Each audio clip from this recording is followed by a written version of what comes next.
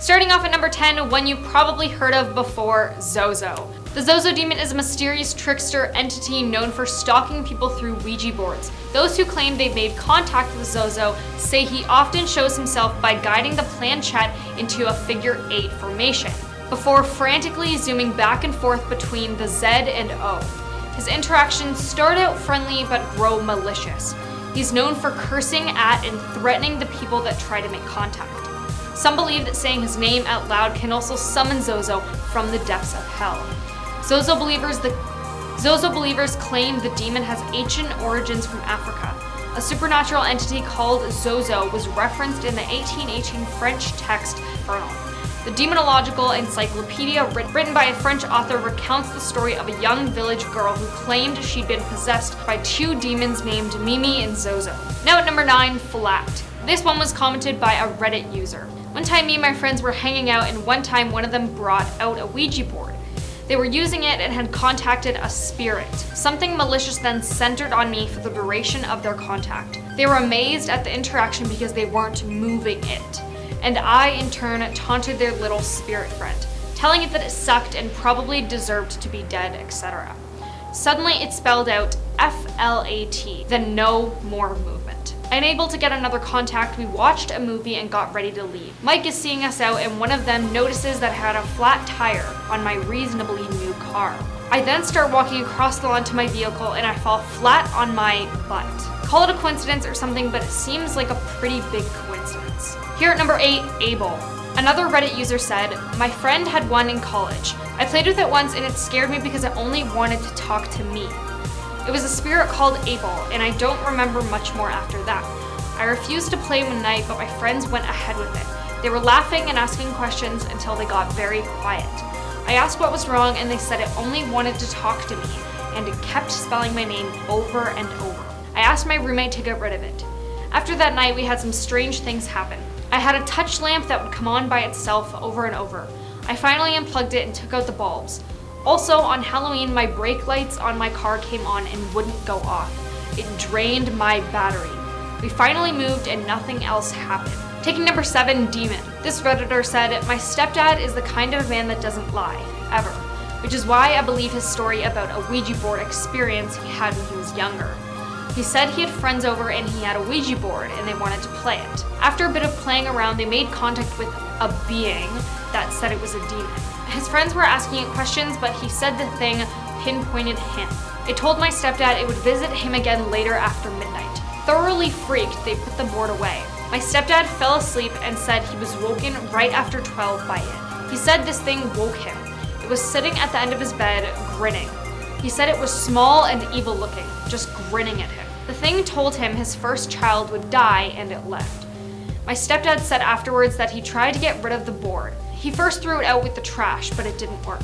He said a few days later, a little boy that he had never seen in the neighborhood showed up at his door with the board. He handed it to my stepdad and said, this is yours, and left. My stepdad tried to burn it, but it wouldn't catch fire. So then he dug a deep hole and put the board in it, placed a Bible on top of it and buried it. As far as what the demon predicted, it came true. His first wife miscarried at 3 months. Coming in at number 6, Foul. This Redditor commented, when I was about 16, I found an old school Ouija board at a thrift store. It was made of real wood, not paper like they are now. It was thin but still wood. I was intrigued with it, so I took it home. Me and a gal pal were playing with it, but nothing was happening, so we just gave it up. Left it on the bed and went out for snacks. There was no window open, no random draft, no AC on at the time, no fan. Nothing that could have caused it, but when we came back with snacks and pop, that board was working on its own. The planchette was traveling all over the board, and the word it was spelling out was foul. For a minute, we just stood there and watched it spelling out that word, several times. Then my friend scooped it up and broke it. We then covered it with salt and got rid of it in a safe place. Halfway there at number 5, Exorcism. Now this one is pretty freaky. Last summer I stayed for a couple of weeks and perished with a priest who had a case that involved a Ouija board. A young man came into his office a few months before we talked and told the father that he had been to 3 other churches, and they had turned him down or didn't believe him. His grandmother had gotten him a Ouija board about a year ago. He began playing with it and got into contact with something. He began to feel the urge to use the board more and more.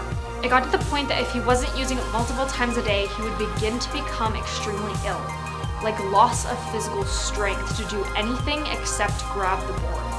The father then blessed the home and took the Ouija board. When he got back to the parish, he attempted to burn the board.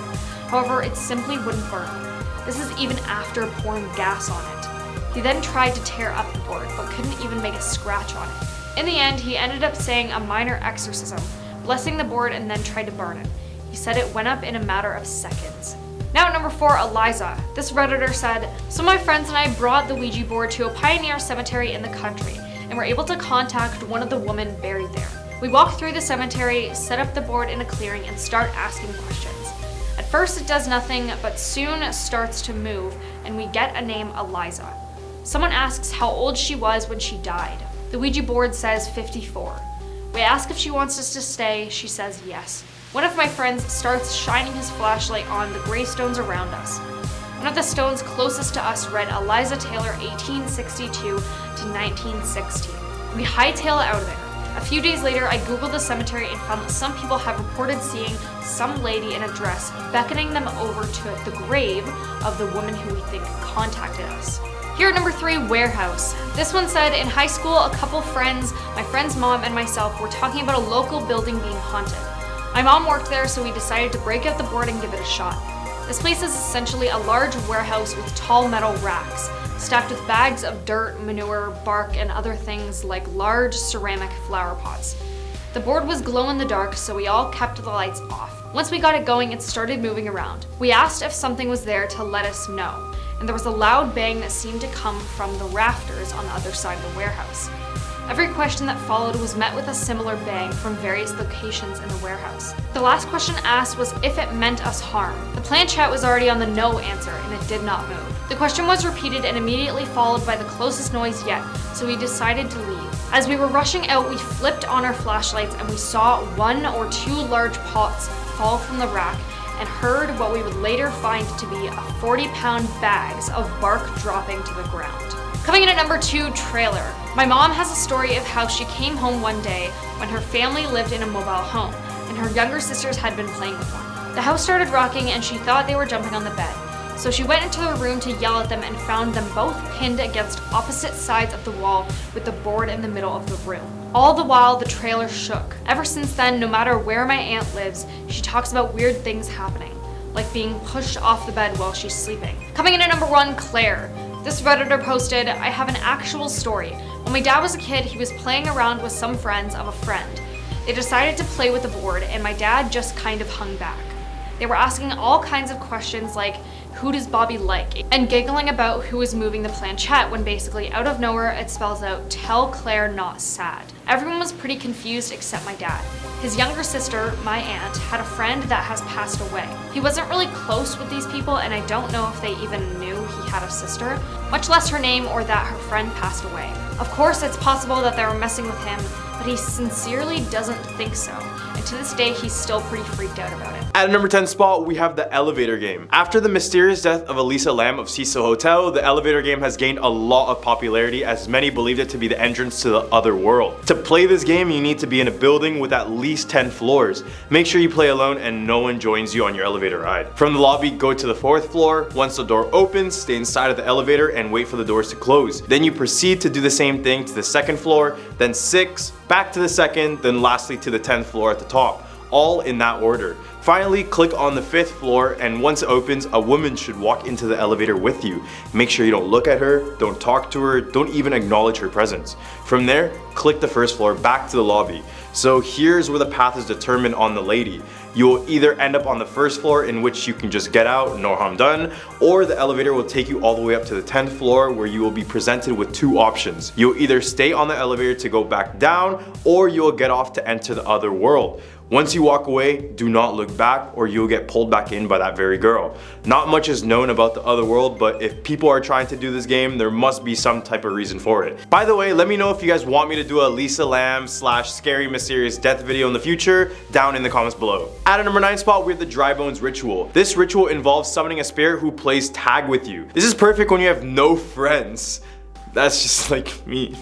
This game requires a couple of things to begin. First, you need a room with a mirror, some matches, and an empty house. Not difficult, right? Let's begin.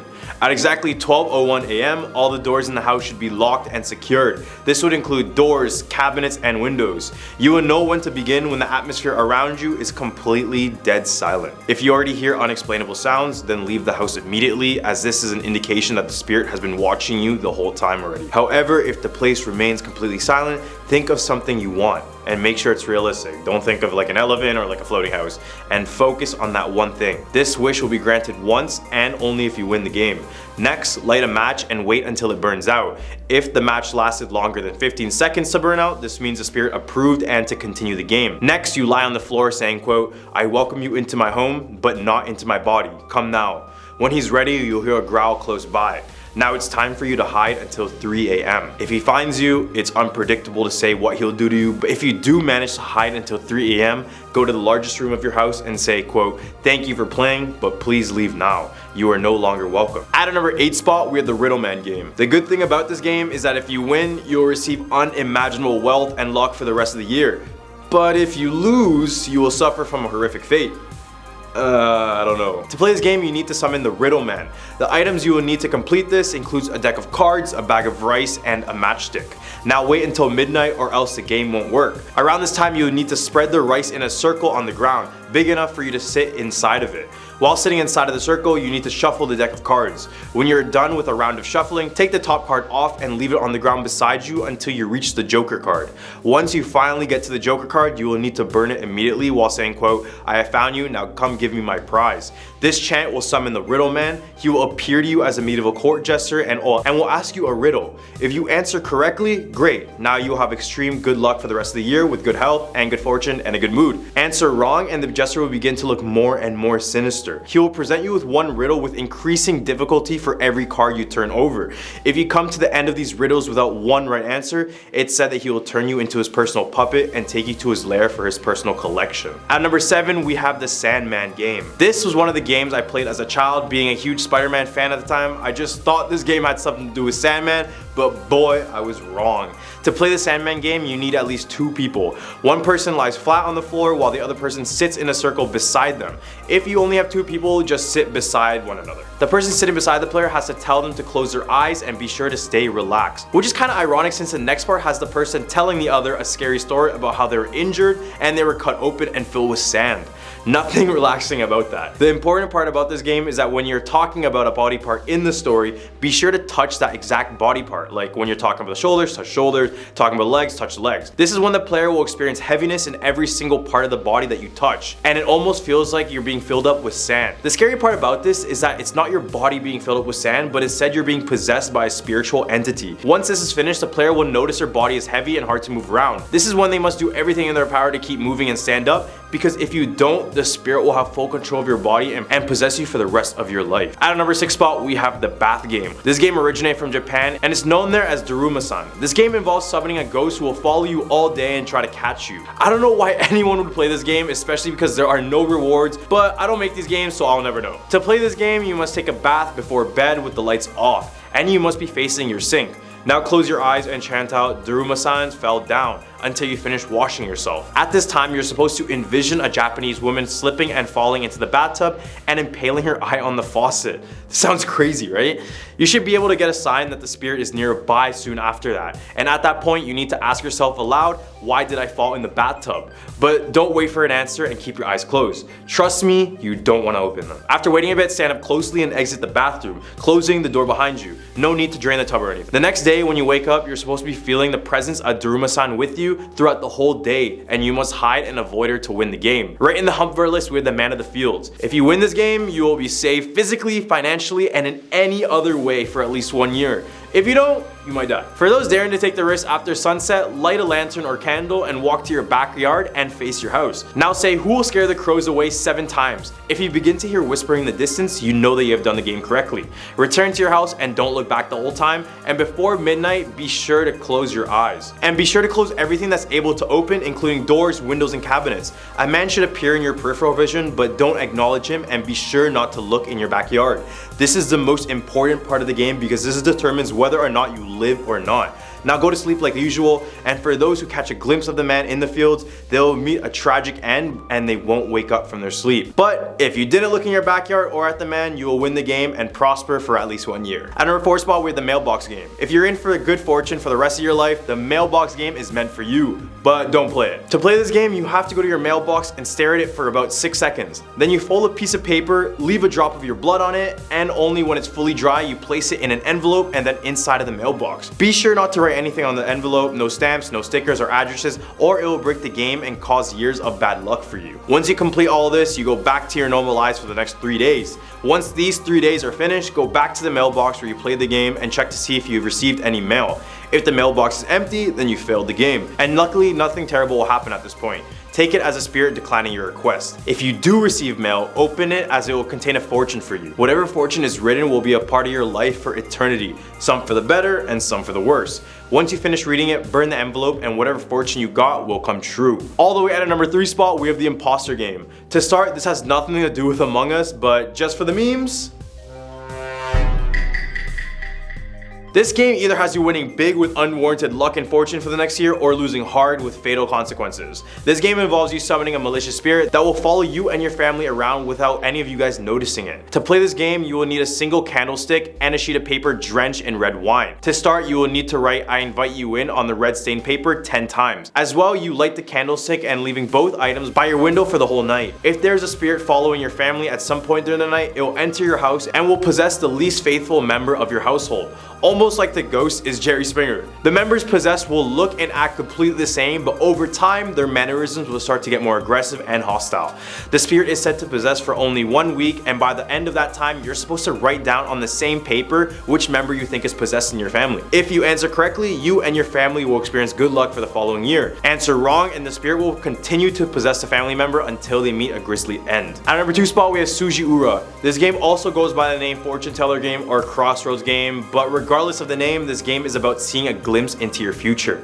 To play this game, you need to go to any crossroads, which is a place known for summoning the devil to make a deal. Make sure to bring something to cover your face and a hair comb before arriving at the crossroads. For the love of everyone, go to a crossroad where there isn't any traffic. Not only will it ensure your privacy, but getting run over is not fun either. Go to the crossroads at night, and once you're there, proceed to flick the teeth of the combs and repeat "Sujiara, Sujiara, give me a true response" 3 times. If you've done the game correctly, a stranger will approach you, and this is when you cover your face completely. When the stranger gets close enough, you can ask them for your fortune. Remember to be polite, and whatever you do, don't take off your face covering. If the stranger agrees, listen carefully to what they have to say, and when they finish speaking, thank them kindly, and only until the stranger is far enough to where you can't hear their footsteps, take off your face covering, and that future will be yours. At our number 1 spot, we have the Whisper game. Just like many other games on this list, play this game at night to ensure the likelihood of contacting a spirit. And this game has no benefits to it, making it the number 1 game on this list that you should never play. However, whoever wants to play this game probably has nothing to lose. If you want to play, make sure to keep a timekeeping device like a stopwatch or your phone's timer. Go to your bed at your usual bedtime, but stay awake. Even though it sounds terrible to do so, but stay awake until 3 a.m. Once it's 3, put both hands over your ears and put a pillow on top of your face and whisper "the devil lied again" at least 66 times. Then at 3:33, stop chanting and you should start to hear another whisper at the time. Listen carefully to what that whisper says. It said that they'll tell you your future or even offer you a great fortune, obviously with a price. But don't believe everything you hear, because sometimes the devil is known for lying. At number 10 spot, we have Bloody Mary. Bloody Mary, Bloody Mary, you thought I was gonna say it there, weren't you? Just so I won't be met with this malevolent spirit, I'm gonna hold off on that last word. Bloody Mary is common to almost all North American teens because at one point of our lives, our friends mentioned it to us and even dared us to play it. For most of us, to play this game, you will just need a dark bathroom and a candle. Once you're in front of the mirror with the candle, you must say Bloody Mary 3 times aloud.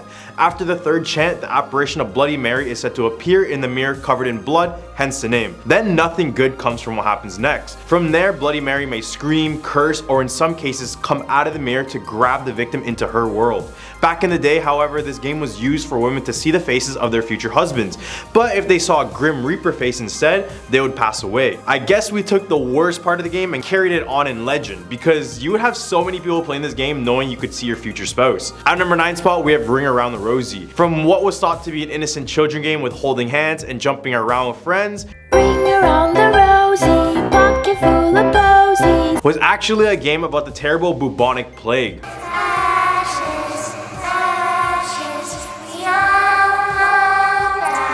The bubonic plague, or Black Plague, claimed an estimated 75 to 200 million people in Eurasia and North Africa. In terms of the song, Apocryphal Posies refers to when people used to hide roses or other flowers in their pockets to mask the smell of decomposing bodies. And the line "Ashes, ashes, we all fall down" refers to the cremated bodies spread all over the town in the form of ash. And finally, the end of the rhyme, "we all fall down," meant that anyone who caught the plague would basically pass away or fall down. Crazy how we still play this game as kids, because when I did the research, I found that they even changed the lyric from "ashes, ashes" to a tissue, because the people releasing them knew how dark the lyrics truly are. At number 8 spot, we have Baby Blue. As most of the ones on this list, kids used to play this game in bathrooms when they wanted to try something other than Bloody Mary. Who are these kids, and I wonder how they grew up to be. To play this game, you must turn all the lights off and lock the door to your bathroom. Now stare into the mirror and hold out your arms as if you're holding a baby and say the words "Baby Blue, Blue Baby" 13 times without making a mistake. It's said that if you do it without messing up, you will begin to feel the weight of a baby in your own arms, and you will slowly begin to feel scratching on those arms. Then the next step is crucial. You must toss the invisible baby down the toilet and flush it, and run out of the bathroom as quick as possible, because if you don't do it quick enough, a lady closely resembling Bloody Mary will appear to grab you. This would make sense since variations of Bloody Mary chant include Bloody Mary, I got your baby. Maybe Baby Blue is her baby and they're somehow connected. I guess this ritual is the best way to get a 2-for-1 spirit special. At number 7 spot, we have the Ouija board. We all know about this game, whether we heard it from a friend tempting us to play it or through online posts showing us its strange nature. The Ouija board at its base is a game with a wooden board showing all the letters of the alphabet, numbers, along with the words yes and no and goodbye at the bottom. These symbols are used to communicate with spirits from the afterlife and would become the main object used in horror movies to contact said spirits. In the second half of the 19th century, America got really interested in talking with the dead, so once this game was introduced, it became an instant hit product. Except after years and hundreds of thousands of people playing, people started to report bad luck and tragedies occurring after they played with the Ouija board. Many of these came from the fact they didn't say goodbye to the spirit before leaving the game, which is why some spirits latch onto others after this game. So be polite and don't forget to say goodbye. At number 6 spot, we have the Sandman. We have this on another list, but for those who don't know, to play the Sandman game, you need at least 2 people. One person lays flat on the floor while the other person sits beside them. The person sitting beside the player has to tell them to close their eyes and be sure to stay relaxed, which is kind of ironic since the next part has a person telling the other a scary story about how they're injured and they're cut open and filled with sand. Nothing relaxing about that. The important part about the game is that when you're talking about a body part in the story, be sure to touch that very exact body part. This means if you're touching the shoulder, say shoulder. When you're touching the chest, say chest. This is when the player will experience heaviness in every part touched, since it's being filled with quote unquote sand. The scary part about this is that it's not your body being filled with sand, but instead you're being possessed by a spiritual entity. Once this is finished, the player will notice their body is heavy and hard to move around. And this is when they must do everything in their power to keep moving and stand up, because if you don't, the spirit will have full control of your body and possess you for the rest of your life. In the hump of our list, we have Concentrate. I remember many kids playing this game on the playgrounds, and now that I'm older, this game is actually one of the most horrifying on this list. It was mostly played as a mental simulation kind of game where we would start to feel and envision the things being said to us, hence the concentration name. Except the real goal of this game was to find out how you would pass away. To play this game, all you need is 2 people. The person standing behind the other is considered the guide, while the other person is going to be the one mainly playing the game. These chants are supposed to make you feel these physical sensations in sort of a mind manipulation way. At the end, you must ask the person what color they saw last, and these are the different meanings to each color. Red means stab, blue means drowned, yellow means poison, orange means burned alive, green means falling from a height, purple means suffocation, gray means a disease, white is old age and enter into heaven, while black is die of old age and end up in hell. At number 4 spot, we have Light as a Feather, Stiff as a Board. Light as a feather, stiff as a board. Light as a feather, stiff as a board. Light as a feather, stiff as a board. Light as a feather, stiff as a board. Light as a feather, stiff as a board. Light as a feather, stiff as a board. Light as a feather, stiff as a board. Light as a feather, stiff as a board. Light as a feather, stiff as a board. Light as a feather, stiff as a board. This was a common game played in North American sleepovers, and as shown in the video clip, one person will be pretending to be deceased while the others lift them off the ground using only their fingertips. If done correctly, it will feel as if the person's body is weightless, as if they're a hollowed out object. Except this game started off a whole lot different. Back in the 17th century, this game was recorded by English Parliament member Samuel Pepys, who recorded a time when he saw a group of young girls playing this game. But he stated it was a Christian blessing to protect people from the bubonic plague or even demons kids trying to possess them. In other instances, it's been used for seances and other rituals involving contacting the afterlife. But in reality, this game is just simple physics. When everyone is carrying the weight at the same time, it'll be evenly distributed and be easier to carry. Except this game is still pretty creepy because the fact that you have to act deceased and the fact that the levitation part could be referred to as a resurrection moment since you were acting as a deceased person. Just creepy. All the way at number 3 spot, we have the fortune game. The fortune game, otherwise known in Japanese as Sujiara. This is a game that needs some sort of crossroads, just like any famous soul-selling, deal-making story out there with the devil. But for this game, the crossroads signifies the two worlds colliding, the living and the dead. To play this game, you will have to have something to cover your face and find yourself a crossroad that is empty, just so you don't come running back to me if you get run over. Once you're in the middle of the crossroads, chant Sujiara, Sujiara, Sujiara, grant me a true response 3 times. And after the 3rd time, a stranger is said to come from the darkness and approach you. From here, you must use your face covering and completely block your vision. From here, you might politely ask the spirit for a fortune for your future, where they will begin to whisper at you your fortune. This game was so popular for kids back in Japan that they even made little crackers with fortunes inside.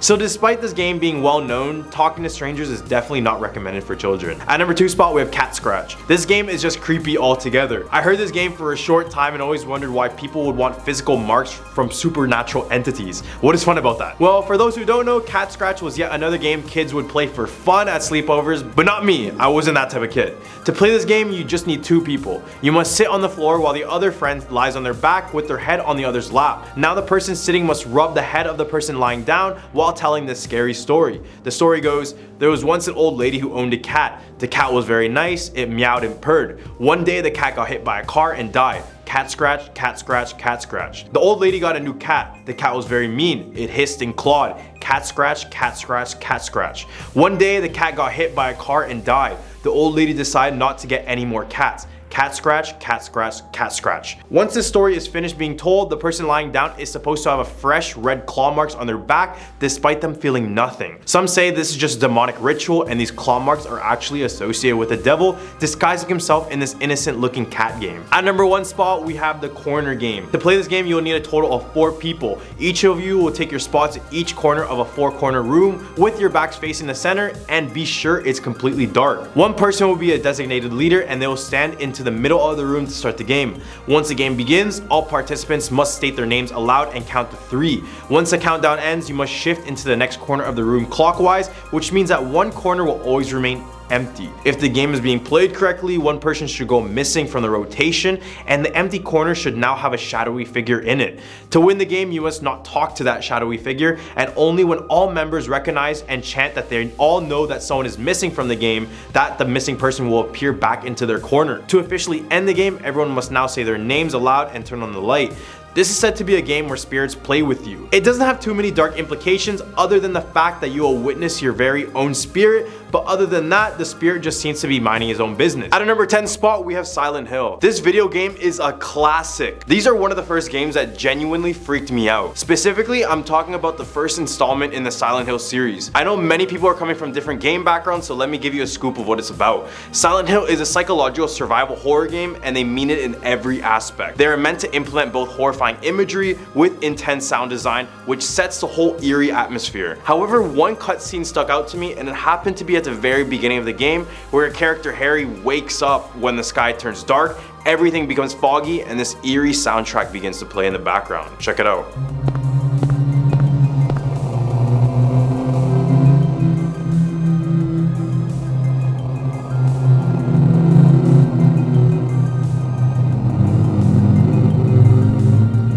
That music, man, I swear, every time I listen to it, I never have a good feeling. This was a great opening scene to the game, which set the whole mood, and hats off to Silent Hill. At a number 9 spot, we have PT. This game still lies in the same realm as Silent Hill, and I guess we can't escape it. PT was a game demo or a playable teaser made to be a new game in the Nami series, Silent Hill. This game to many is one of the scariest games they've ever played. This game is all about the uncertainty and uncanniness. It shows that through their story and the scares that we get along the way. However, this one cutscene describes what you'll be in for when you decide to play this game. His 6-year-old daughter had the good sense to hide in the bathroom.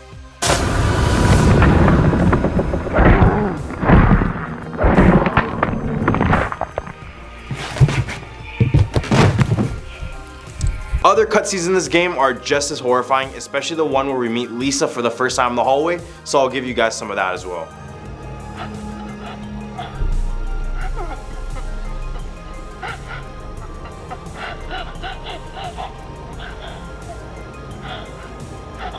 At our number 8 spot, we have Alien Isolation.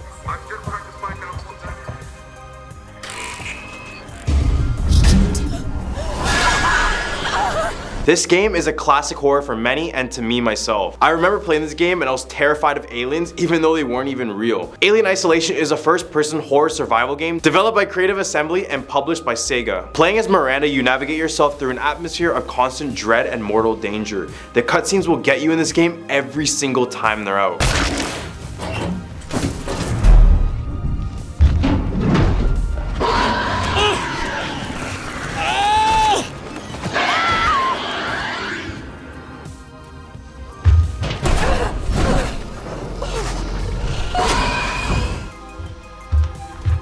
Taken, this is only a death scene. The other cutscenes in this game will give you goosebumps and make you feel so scared. At our number 7 spot, we have Outlast Whistleblower DLC. Outlast Whistleblower is a first-person horror survival game as well. It was developed and published by Red Barrels with the intention of being one of the most terrifying games ever made. You play as a software engineer who has been spending time in isolation at Mount Massive, in which he discovers the depressing truth about the dangerous and irresponsible experiments done on the patients there.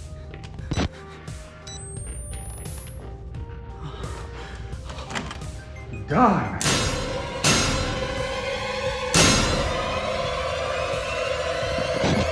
The person in the cutscene was Eddie Gluskin, otherwise known as the Groom. All that is known about Eddie is that he was abused as a child, which eventually created him into this monster that mutilates women and is also a serial killer on top of that. If you haven't played any of the Outlast games, I highly recommend them if you're a true game horror fan. At our number 6 spot, we have Fatal Frame. Fatal Frame is a Japanese survival horror game and the first installment in the Fatal Frame series. The game is about a folklorist named Mafuya Hinasaki who attempts to capture ghosts on a special camera named the Camera Obscura. The game is horrifying to many and some even found it unplayable. Here's what I mean.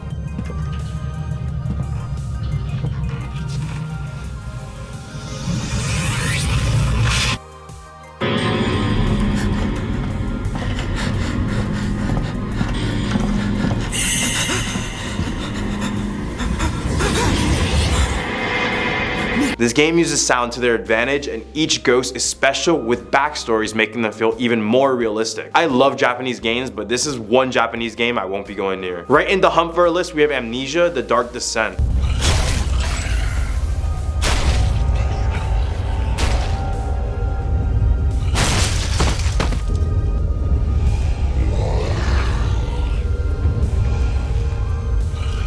Amnesia is a classic horror game which follows Daniel as he explores through a dark and foreboding castle to solve various puzzles, all while maintaining his sanity. This game doesn't use jump scares as much as the other ones on this list. Instead, it relies on the tension and the buildup of horror, which makes this game in a league of its own. In one cutscene, they don't even try to add in a cheap jump scare. Instead, they want to make you feel super uncomfortable from a chase scene. This is what happened.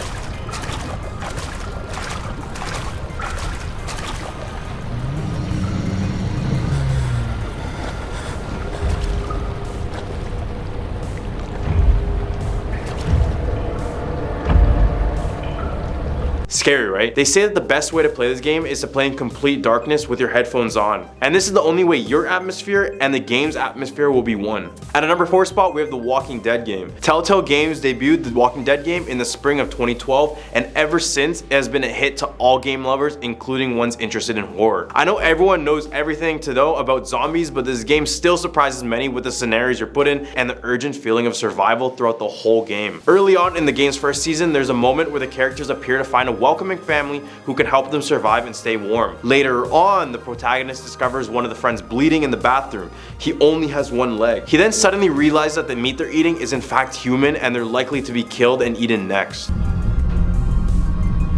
Don't eat that! Huh? Lee, Jesus, man. Did you find something? Oh, sit your ass down, Lee. This lady has made you a meal. Yeah, Lee, what's gotten into you? He just had a start. You're eating human meat! That's crazy. What the hell? Scaring the kids, Lee. Lee, what the hell is wrong with you? Don't indulge him, Lily. There's always something with this guy.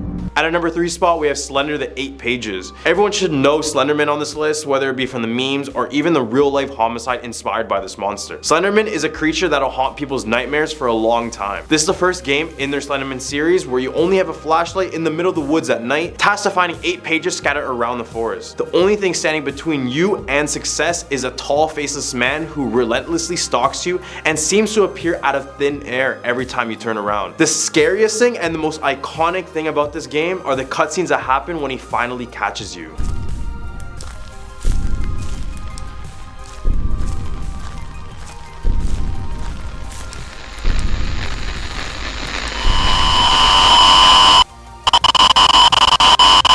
At a number 2 spot, we have Dead Space 2. This one is not only scary but kind of disturbing, so don't say I didn't warn you. Dead Space 2 is a science fiction themed survival horror game where you play as engineer Isaac Clarke on Saturn in the middle of an alien outbreak. The game deals with sci-fi stuff, so there's some stuff in this game that you wouldn't see in others on this list. Let me give you a gist of it.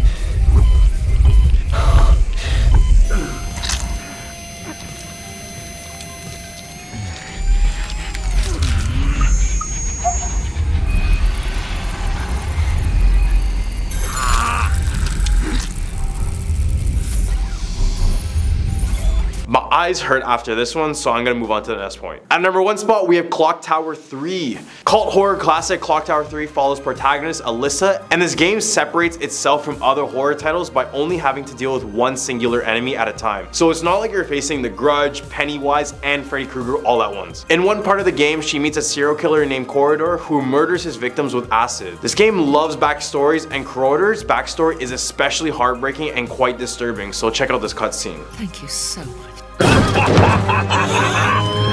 That's enough playing happy families. You make me sick.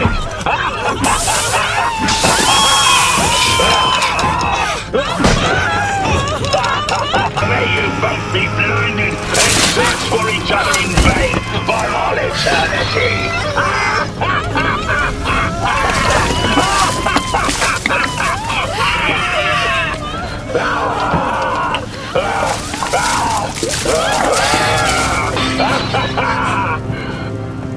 Want to join them?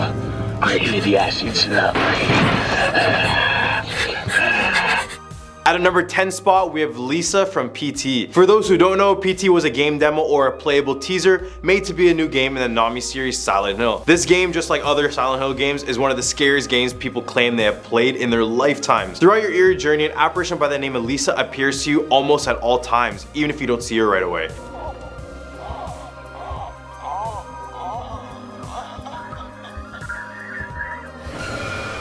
Lisa is a tall, smiling woman who wears a gray nightgown covered in blood. Throughout the game, you can hear her hysterical laughing and crying all around you, and when you hear her, it's best to assume she is literally right behind you. But don't get too close or she'll start twitching dramatically and brutally attack you. The story goes that Lisa was murdered by her own husband using a firearm. She was shot in the right eye, which is why she appears to be missing it. I'm gonna give you guys one more Lisa encounter.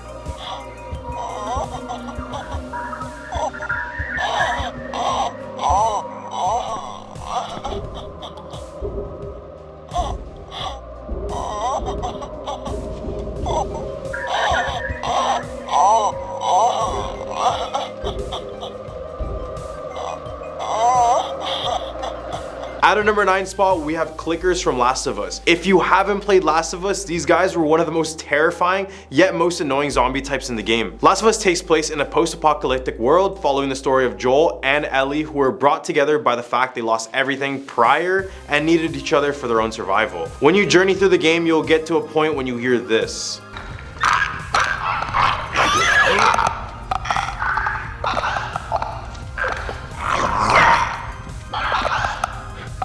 This sound is produced by the clickers. These blind creatures make these sounds for echolocation, so it's vital to keep yourself unnoticeable to them or else. They look the way they do because they are a result of a prolonged exposure of the brain infection that caused them to be zombies in the first place. At a number 8 spot, we have the witch from Left 4 Dead 2.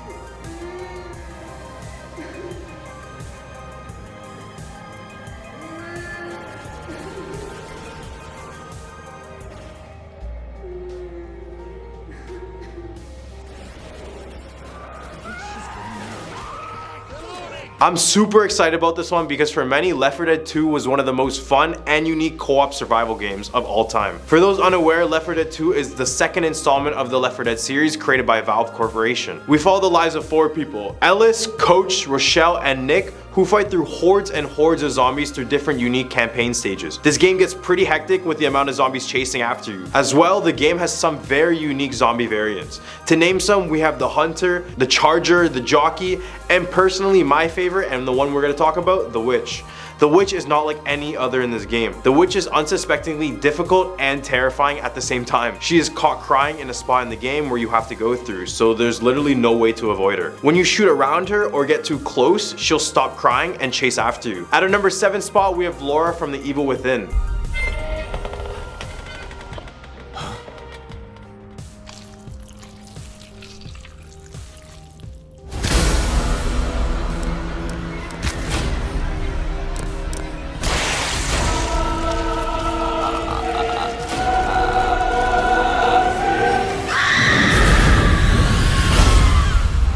This survival classic was developed by Tango Gameworks and was even directed by Resident Evil series creator Shinji Mikami. After being released in 2014, this game quickly gained the interest of horror game fans all around the world, with many people appreciating the rich, long, brilliantly thought out story and level design the game has to offer. One creature in the game is particularly dangerous and terrifying, and that is Laura. Well, at least a reincarnated version of her. Just to give some backstory before this, she actually looked pretty normal before. This all came to be when Laura was injured in a barn fire and passed away from the injuries.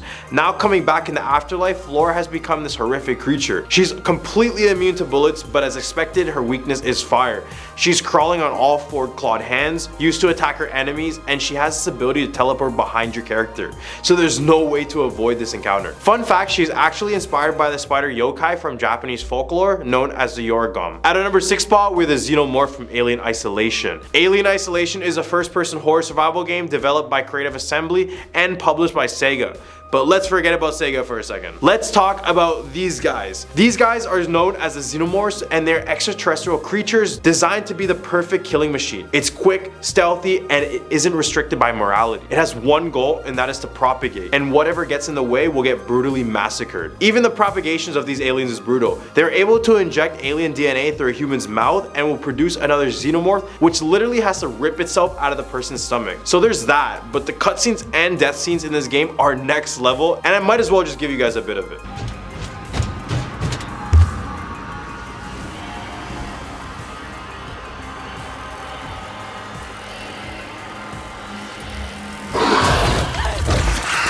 Right in the hump of our list, we have animatronics at Five Nights at Freddy's. If you haven't spent a night at Freddy's, I wouldn't highly recommend it. But hey, let's say you're getting paid good. I mean, it's a night shift. They're definitely paying extra. Your job is to take care of Freddy Fazbear's Pizza Restaurant during the night.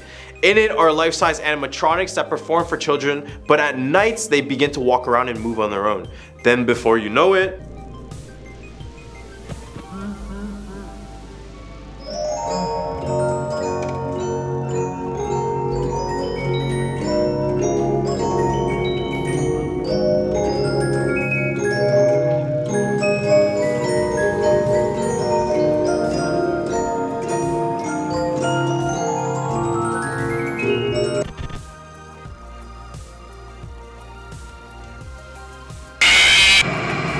basically, what makes these guys so creepy is due to the uncanny valley, which is that feeling when you get when you see something that closely resembles a human but is not quite realistic and not quite there. At a number 4 spot, we have the Reaper Leviathan from Subnautica. I can safely say right now that 99% of us right now are scared of what lies underneath the depths of the ocean, so this one definitely deserves a spot on this list. The Reaper Leviathan is a carnivorous sea creature that is usually found in open areas in the game, such as the crash zone, the dunes, and the mountain. Just like the Leviathan from mythology, this creature is massive. It is 55 meters in length and it possesses a long, slim, muscular body.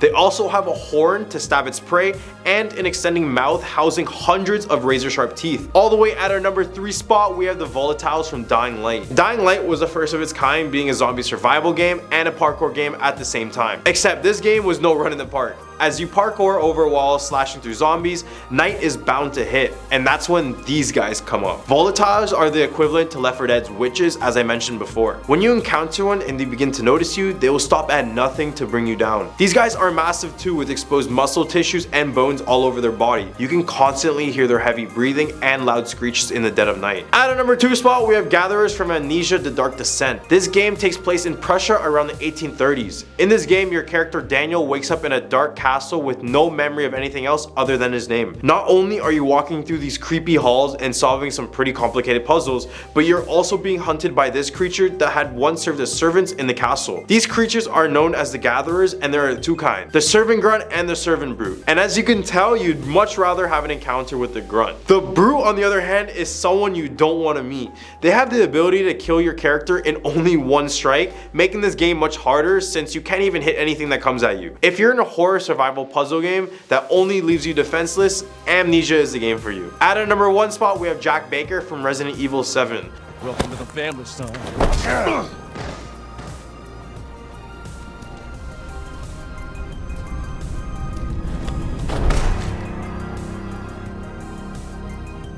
In Resident Evil 7, we meet Jack Baker, who is an American serial killer who stole, murdered, and consumed over 100 men and women. For Resident Evil fans, this is known since they are quite literally feeding you human organs. Where am I? What the hell? Rise and shine, sleepyhead. It's time for supper. Most terrifying part for sure is the part where he chases you down with a chainsaw. This part gave me Texas Chainsaw Massacre vibes, and I was literally quite on the edge of my seat trying my best not to die in the game.